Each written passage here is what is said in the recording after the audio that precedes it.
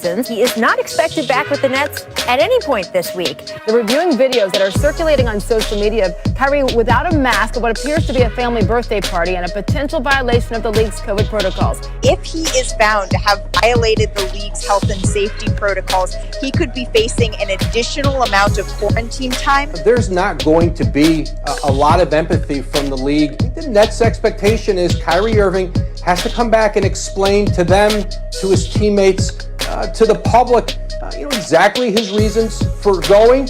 If you need time off, then go get it. But right now, it's just a bad look. Hey, what's up? How you doing, everybody? Welcome to First Take, your favorite show of the day. I'm Charlie Arnold. We got Max Kellerman here. And Max, it's just me and you to get things started. Stephen A is going to join us in just a couple minutes. But Max, I hope you like this show. You won't find it on Netflix. It's called the Kyrie Irving Soap Opera. Have you heard of it? I have. It's entertaining. Okay, good. Well, it is entertaining. And we have a continuation for it. And guess what? Kyrie Irving, he's making the news this week for several reasons. None of them for having to do what he's doing on the court, though. Listen to this. The NBA is currently reviewing videos circulating social media of Kyrie maskless at a family birthday party, potentially leading to more of an extended absence for the point guard. He was already ruled out for a fourth straight game last night, and according to sources of ESPN, he will miss tonight and Saturday's game as well for personal reasons. Last night, Kyrie also seen taking part for a Manhattan that took place just really minutes before the Nets tipped off last night against Denver. So, Max, I want to ask you, is Kyrie worth all of this drama? The answer is yes. He is worth it. Number one, because he came in a package deal with KD. If you're the Nets and your choice is have Kyrie on your team and you get KD, or neither one, you absolutely have Kyrie on your team and you get KD. It's like what the Clippers did with Paul George, right? It's not that Paul George is a bad player, but they had to give up a whole lot to get Paul George, but he came with Kawhi Leonard. You got to go for it when that opportunity presents itself. In terms of, is Kyrie worth the drama as a player? Let me first start by saying, whatever personal reasons he's not playing, I hope he's okay. I hope his family's okay. Like, as a human being, you hope he's okay. And the fact that he's on a Zoom call for a candidate for district attorney, whatever. That's not the same thing as playing a game. You could be on a call, even if it's 20 minutes before a tip-off. The optics, as they say, aren't great. But it's possible to do that for a little while, a half hour or something. It's not the same time commitment as playing a basketball game, and you can do it from your home, et cetera, et cetera. I'm not even going to kill him for that. He is worth the drama for this reason. Kyrie Irving, when he is the clear-cut second banana on the team, when he is Robin, has shown you can win a championship. He can do it. Now, Batman was LeBron James, and maybe KD's not LeBron James, but could you think of someone closer to LeBron than KD right now? Kevin Durant's game, he looks like he's fully recovered from his Achilles, which is shocking to me. He's like already looks like KD.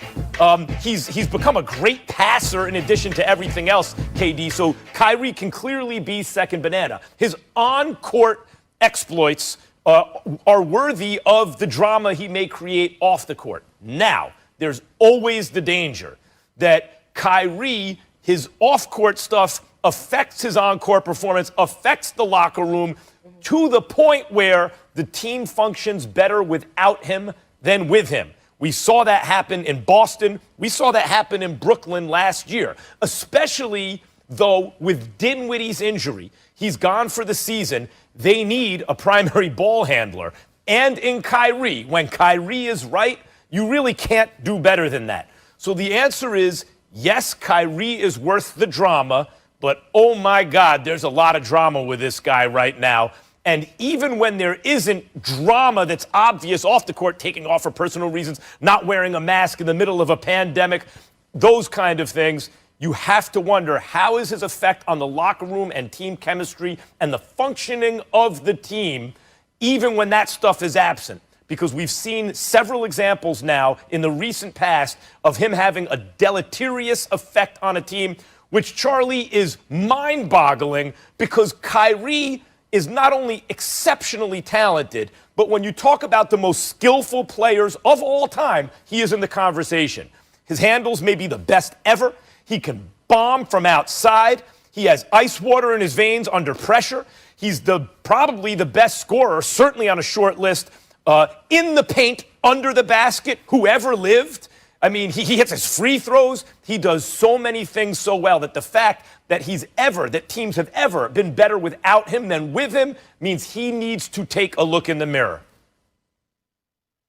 Absolutely. And Max, you've been saying these things all along. And in fact, we're going to get Stephen A's take on this in just a couple minutes. We're also seeing some parallels between Kyrie Irving and also James Harden as far as the drama goes. Also going with Jay providing the instrumentals, the ones and twos, and doing it from out of state. Look at the talent and keeping it right in sync. James Harden and the Houston Rockets are completely out of sync. They lost to the Lakers, got blown out. We know the situation. He's been on the trade block. The Rockets are holding out for the best possible package they can get. As I mentioned, the NBA trade deadline is in March. But James Harden essentially last night told the fans, listen, I have literally given you everything I got. What more do you want from me? Which is not good enough. Obviously, chemistry, talent-wise, just everything. And it was clear, like I said, these last few games, from the beginning of the game. They were just aggressive, veteran team, obviously, championship team, and one of the best teams that we have in this league. I love this city. I literally have done everything that I can. I mean, this situation is crazy. It's something that I don't think can be fixed. So, yeah, thanks. Jay?